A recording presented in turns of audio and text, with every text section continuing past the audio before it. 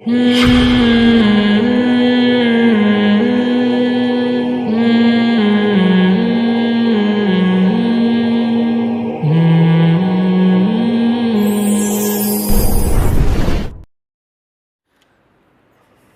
بھی بہت سارے احکام ہیں سورہ نساء میں.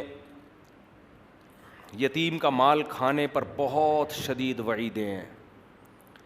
یتیم کا مال کیسے کھایا جاتا ہے؟ بڑا بھائی چھوٹے بھائی کی وراثت کھا جائے, بڑا بھائی چھوٹی بہن کی وراثت کھا جائے. یاد رکھو, کسی کا انتقال ہو گیا اور اس کی بیوی کو پریگنینسی تھی, 1 دن کا حمل تھا, اس حمل کا بھی وراثت میں پورا پورا حصہ ہے. اس کو لڑکا فرض کیا جائے گا اور لڑکے کا حصہ نکال کے رکھا جائے گا.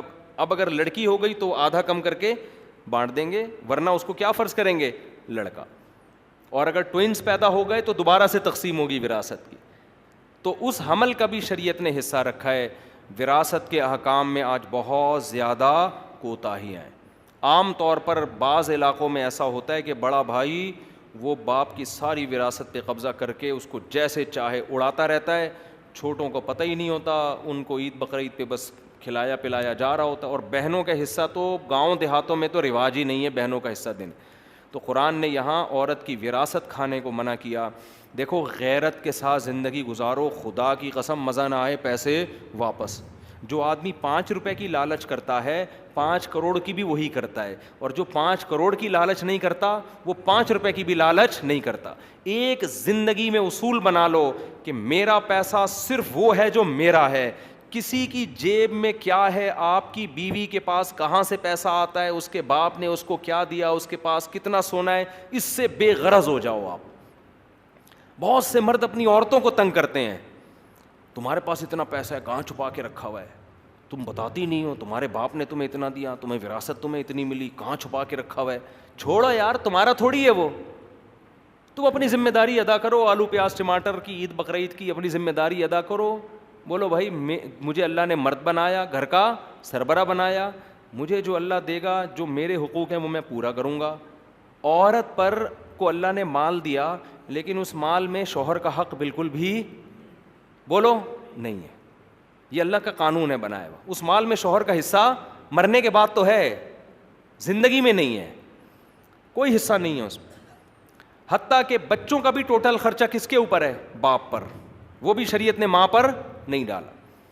ہاں, عورت کے لیے فضیلت ضرور ہے کہ وہ اپنے شوہر پہ خرچ کرے گی تو ڈبل ثواب ملے گا اس کو, لیکن مرد مطالبہ نہیں کر سکتا, وہ اپنے اختیار سے اپنے میاں کو دے دے کہ آپ بھی اتنا خرچ کرتے ہیں تو مجھے اللہ نے مال دیا ہے, کبھی ضرورت ہو تو آپ کی خدمت میں, جناب کی خدمت میں, ٹھیک ہے نا.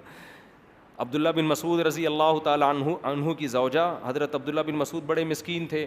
ہمارے نبی صلی اللہ علیہ وسلم نے خواتین کو ترغیب دی صدقہ خیرات کی. تو حضرت عبداللہ بن مسعود کی زوجہ حضرت زینب وہ نبی کے گھر آئیں اور پوچھا یا رسول اللہ. اچھا, انہوں نے حضرت عبداللہ بن مسعود سے پہلے پوچھا کہ میں آپ کو صدقہ دے سکتی ہوں, آپ میرے شوہر ہیں, کیا نبی سے آپ جا کے پوچھ لیں گے؟ عبداللہ بن مسعود کو شرم آئی کہ میں اپنے بارے میں کس سے جا کے پوچھوں؟ نبی سے, کہ میری بیوی مجھے پیسے دینا چاہتی ہے, کیا اس کو صدقے کا ثواب ملے گا؟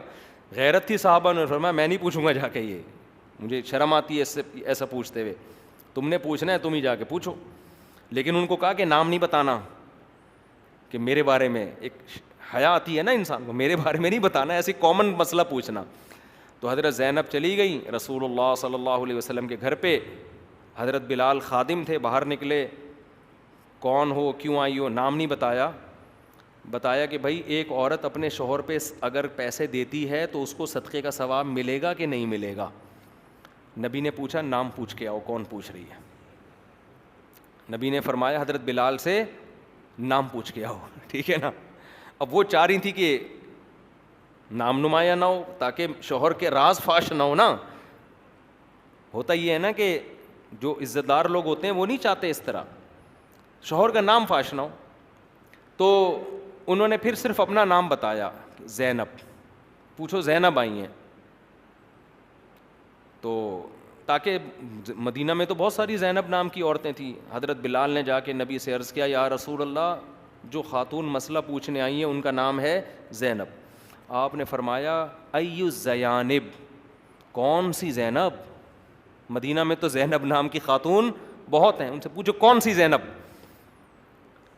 شاید نبی اس لیے بھی پوچھنا چاہ رہے تھے کہ شوہر کا تو پتہ چلے کس شوہر پہ خرچ کرنا چاہتی ہیں, شوہر کا تو پتہ چلے. تو حضرت بلال نے آ کے پوچھا, نبی پوچھ رہے کون سی والی زینب؟ پھر انہوں نے فرمایا کہ عبداللہ بن مسعود کی بیوی. حضرت بلال نے جا کے بتایا, نبی تو خوش ہوئے, وہ تو چاہتے تھے عبداللہ بن مسعود پہ خرچ ہو. تو آپ نے فرمایا حضرت بلال سے ان کو بتا دو تمہیں 2 اجر ملیں گے اگر اپنے شوہر پہ خرچ کرو گی, ایک صدقے کا اور ایک رشتہ داری جوڑنے کا. رشتہ داری جوڑنے میں میاں بھی تو آتا ہے نا, وہ بھی تو رشتہ داری ہے نا وہ بھی کیا ہے. تو عورت اگر اپنے شوہر پہ خرچ کرے لیکن شوہر لالچی نہ ہو, جو لالچی میاں ہے نا ان کی عورتوں کو میں منع کرتا ہوں کہ اپنے شوہروں پہ خرچ کرو. پتہ نہیں ہم لالچی لوگوں سے کچھ شاید ذاتی طور پر ہمیں کوئی بغض ہے. لالچی آدمی کو 5 روپے بھی کھلانے کا دل نہیں کرتا, اس سے اس کی لالچ اور بڑھتی ہے. مستغنی ہو آدمی, عورت کے مال پہ نظر نہ رکھے, پھر عورت کو چاہیے اس پہ بھی, بلکہ عورت کچھ اگر شوہر غیرت مند ہے عورت کو بولے بھائی میرا مال میرا ہے ہی نہیں, ہم اور آپ ایک ہیں تو مال بھی ہمارا کیا ہے, ایک ہے, آپ کو جب ضرورت ہو آپ لے لی. عورت کو تو یہی کرنا چاہیے, لیکن مرد کو چاہیے وہ اپنی بیوی کے مال پہ نظر بولو نہ رکھے. سمجھتے ہو کہ نہیں سمجھتے؟ ہاں ایک بات. دوسری بات یہ کہ عورت پر شوہر کا خرچہ بالکل بھی نہیں ہے, چاہے کتنی کروڑ پتی ہو. عورت پر اپنا خرچہ بھی شوہر کے ذمے ہے, چاہے جتنی کروڑ پتی ہو, اس کا اپنا خرچہ کس پر ہے؟ شوہر. لیکن علاج میں نہیں ہے ایسا, بعض خواتین کو یہ مسئلہ معلوم نہیں. جب عورت بیمار ہوتی ہے نا, علاج بیمار ہوتی ہے, اس کے پاس اگر پیسہ ہے تو شرعاً اپنا علاج اپنے پیسوں سے لازم ہے, شوہر پر بیوی پر علاج کے لیے خرچ کرنا لازم نہیں ہے. ہاں جب خرچ کرے جب بیوی کے پاس پیسے نہ ہو. سمجھتے ہو کہ نہیں سمجھتے؟